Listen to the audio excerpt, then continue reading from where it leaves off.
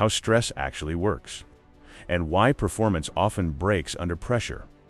Most people think stress is a feeling. They describe it as nervousness, anxiety, fear, pressure. But stress is not any emotion. Stress is a physiological state. And this misunderstanding is the reason why most people fail under pressure, even when they are skilled, experienced, and prepared. When stress appears, the body does not ask for permission. It does not negotiate. It does not care about your plans. It switches systems. Stress begins in the nervous system, more precisely in the autonomic nervous system, which operates entirely outside conscious control. This system has one primary job: keep you alive. Not successful, not precise. Alive. The moment the brain perceives threat, uncertainty, or high stakes, it shifts control away from rational planning and towards survival mechanisms. This happens in milliseconds, long before you feel stressed.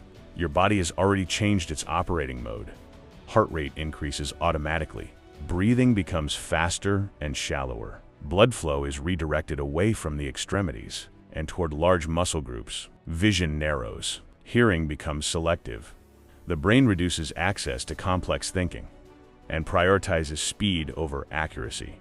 From a survival perspective, this makes perfect sense. If you were facing a predator, you would not analyze options. You would want to react immediately.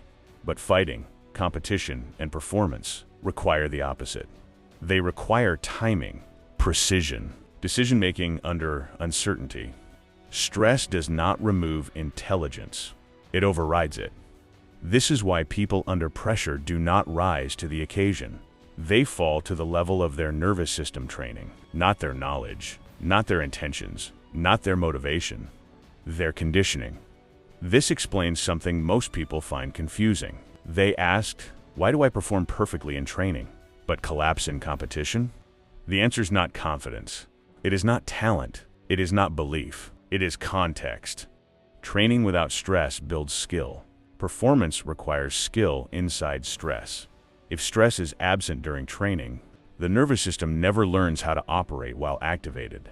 So when pressure appears, the body treats it as unfamiliar, and unfamiliar states trigger panic. This is why even experienced people fail under pressure. Experience alone does not guarantee control. You can have years of training and still be unprepared for stress, because repetition without activation does not rewire the nervous system.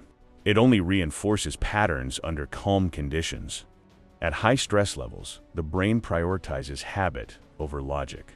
It accesses the most rehearsed behavior, not the most effective one. This is why people revert to basics under pressure. Not because basics are better, but because they seem familiar. The nervous system does not seek optimal solutions. It seeks predictable ones. This is also why pressure causes impulsive decisions.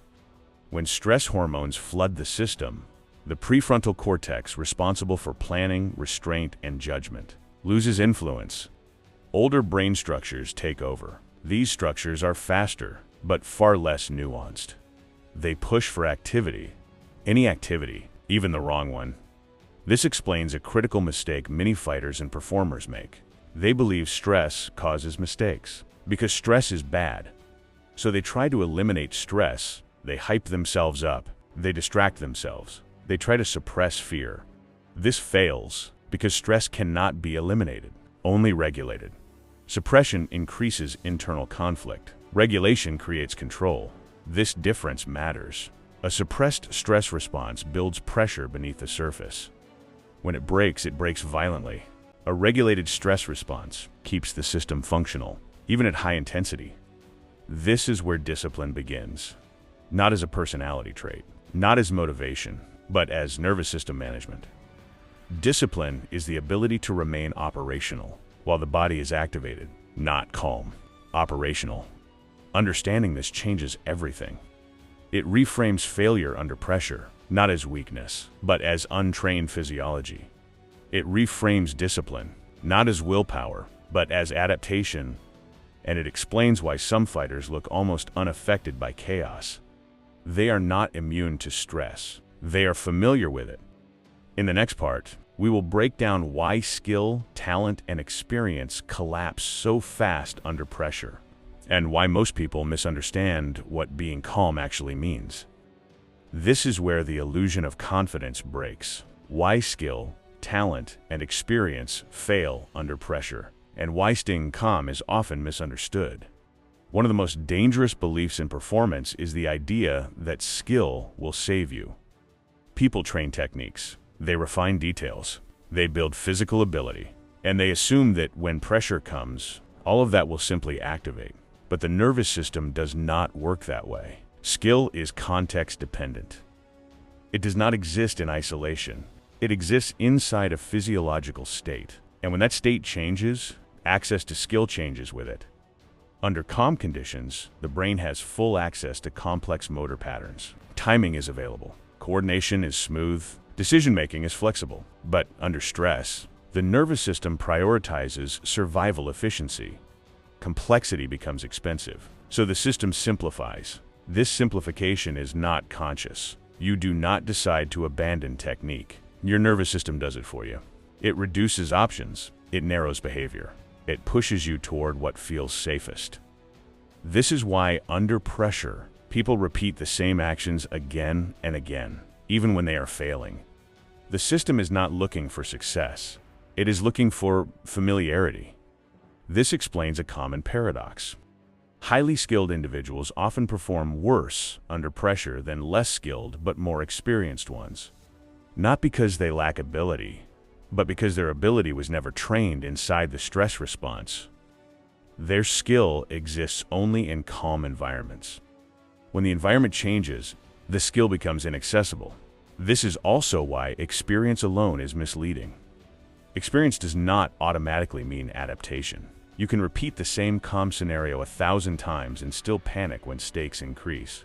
Because repetition without physiological activation does not teach the nervous system anything new. It only reinforces comfort. Many people confuse being calm with not feeling stress. This is a critical misunderstanding. Calmness is not the absence of activation. Calmness is controlled during activation. Elite performers are often highly aroused internally, heart rate elevated, adrenaline present, alertness high. But externally, their behavior remains deliberate. They are not relaxed. They are regulated. This distinction matters because it changes how you train. If you try to remove stress, you avoid adaptation. If you learn to function with stress present, you build control. Avoidance feels safe. Exposure builds discipline. Confidence is often misunderstood as well. Confidence is not belief. It is not positive thinking. Confidence is prediction. The nervous system becomes confident when it can predict what will happen next. Stress becomes threatening when outcomes are uncertain. This is why familiar chaos feels manageable and unfamiliar pressure feels overwhelming. Disciplined fighters do not trust hope. They trust predictability. They have experienced stress before. They know how their body reacts. They recognize the signals, and because those signals are familiar, they do not panic. Familiarity reduces threat. This is also why aggression often fails under pressure. Aggression is an attempt to override uncertainty with force. It feels powerful in the moment, but aggression increases physiological arousal even further. Heart rate spikes, breathing becomes erratic, vision narrows more. The system becomes faster, but less precise. This is why many fighters explode early and collapse later. They mistake intensity for control, but intensity without regulation accelerates breakdown. True discipline is not passive. It is restrained power. Another common mistake is relying on conscious control during stress. People tell themselves, stay calm, focus, relax. These commands rarely work because stress reduces access to the parts of the brain that process language and reasoning. Under high activation, the body responds to patterns, not instructions. This is why discipline must be trained physically, not intellectually. You cannot think your way out of a stress response. You can only condition your way through it. This is where most people fail. They train skills in isolation. They train mindset through words. They train discipline through motivation. but they never train the transition between calm and chaos. And that transition is where performance breaks. When pressure hits, the nervous system asks a simple question: have I been here before? If the answer is no, panic follows. If the answer is yes, control emerges. This is why some fighters look unfazed. Not because they are fearless, but because stress is no longer novel. It has been rehearsed. In the next part, we will break down how disciplined fighters actually train stress deliberately. Not harder training, not more motivation, but specific mechanisms that teach the nervous system to stay functional when pressure is unavoidable.